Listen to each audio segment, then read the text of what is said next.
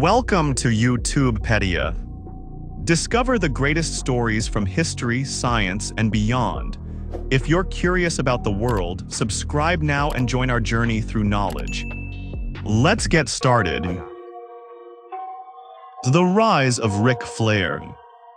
Before the world knew him as the Nature Boy, before the signature Wooooo echoed in arenas across the globe, and long before he became one of the most decorated professional wrestlers in history, he was just a boy named Fred.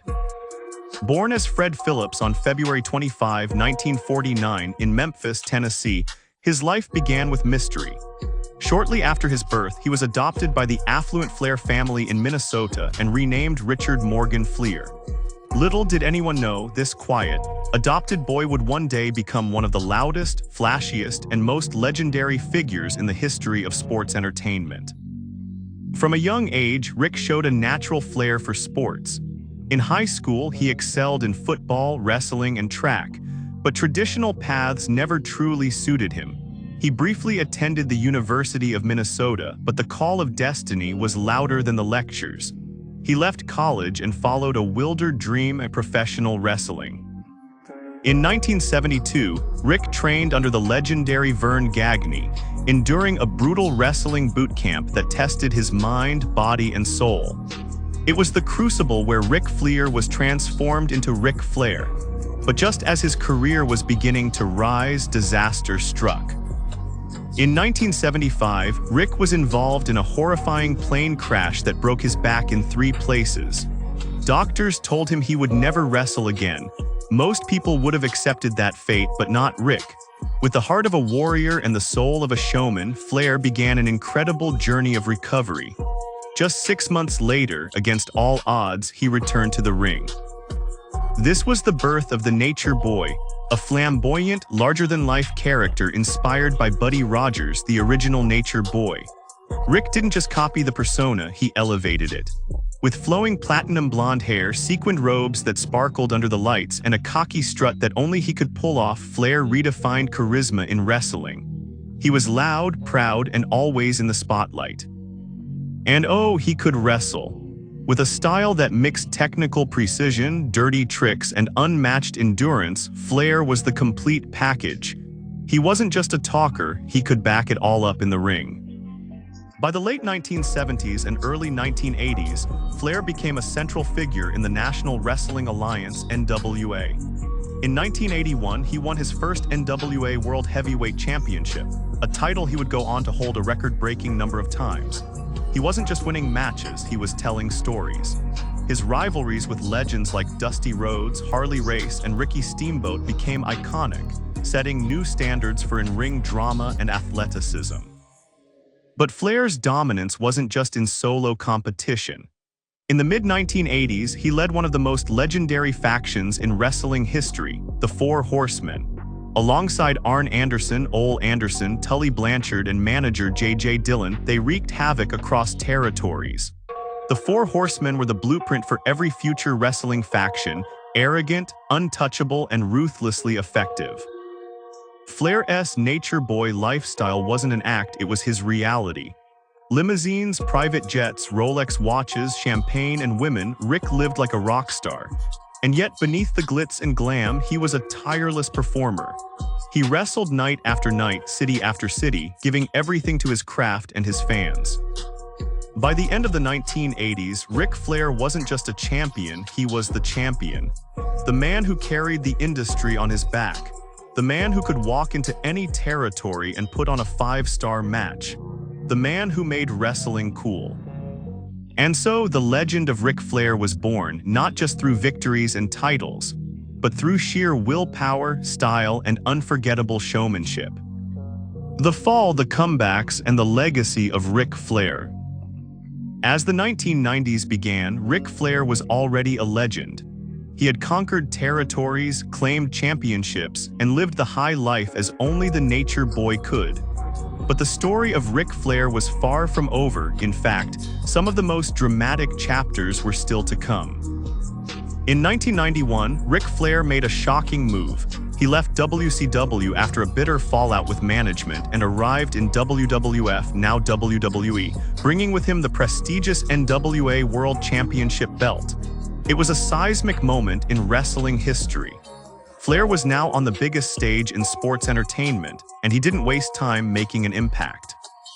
With his signature swagger and legendary mic skills, Flair quickly became one of the top heels in the company. In 1992, he won the Royal Rumble, entering at number 3 and outlasting everyone to win the vacant WWF Championship, a match that's still considered one of the greatest Rumbles of all time. His line at the end of that night became iconic. "With a tear in my eye, this is the greatest moment of my life." But behind the scenes, the Nature Boy was beginning to show signs of wear. The years of constant travel, in-ring punishment, and personal excess were catching up. Ric's life outside the ring was chaotic: divorces, financial trouble, and the pressure of living up to a character that had become larger than life. After returning to WCW in the mid-90s, Flair entered a new chapter of rivalries with Sting, Hulk Hogan, Randy Savage, and more. He was still at the top of his game, still the master of storytelling in the ring. But WCW as a company was beginning to unravel. Management missteps, creative chaos, and rising stars pushed veterans like Flair to the sidelines. Then came the Monday Night Wars, WCW vs WWF. Flair was caught in the storm.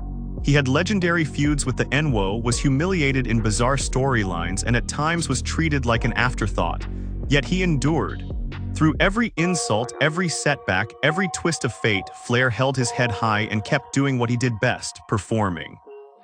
When WCW finally collapsed in 2001, Ric Flair's future looked uncertain. Many believed it was the end, but in true Nature Boy fashion, he made one more comeback. In WWE, Flair took on a different role: a mentor, a manager, and still occasionally a performer.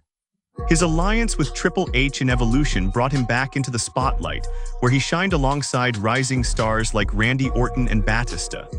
Though he was older, slower, and scarred both inside and out, he still knew how to light up a crowd. Then came WrestleMania 24 in 2008, the night Ric Flair said goodbye to the ring, or so it seemed. His emotional match against Shawn Michaels was one of the most heartbreaking and poetic bouts in wrestling history.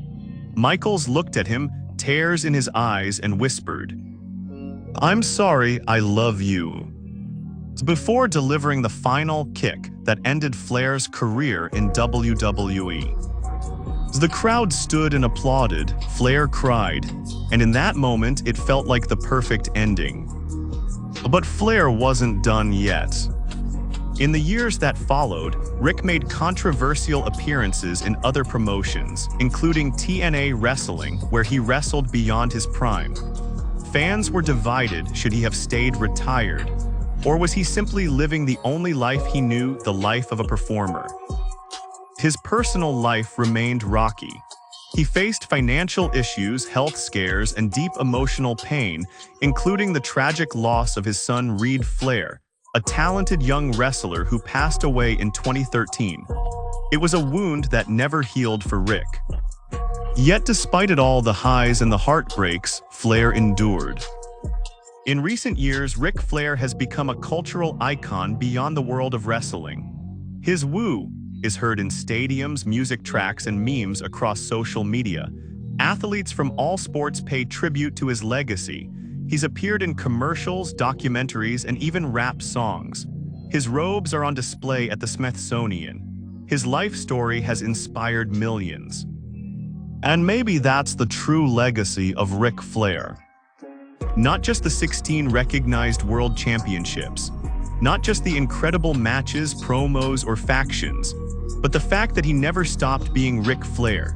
Whether he was broke or wealthy, adored or criticized, healthy or hurting, he always walked that aisle, Stylin and Profilin, with the same fire in his heart. Because Ric Flair didn't just play a character, he was the character. The Nature Boy was both his greatest triumph and his heaviest burden. And through it all, he remained one of the most captivating, complicated, and unforgettable figures in the history of sports and entertainment. His story is not just a wrestling tale, it's a human epic. A journey of fame and failure, glory and grief, resilience and redemption. And as long as people remember the name Ric Flair, as long as someone screams "woo" in a crowded arena, so the legend will never die. If you enjoyed this journey into the incredible life of Ric Flair, don't forget to smash that like button. It really helps the channel grow. Got thoughts, memories, or your favorite nature boy moment? Drop it in the comments below. I'd love to hear from you. And if you're new here and want more deep dives into legendary lives, amazing stories, and untold secrets, hit that subscribe button and turn on the notification bell so you never miss an upload from YouTube Pedia.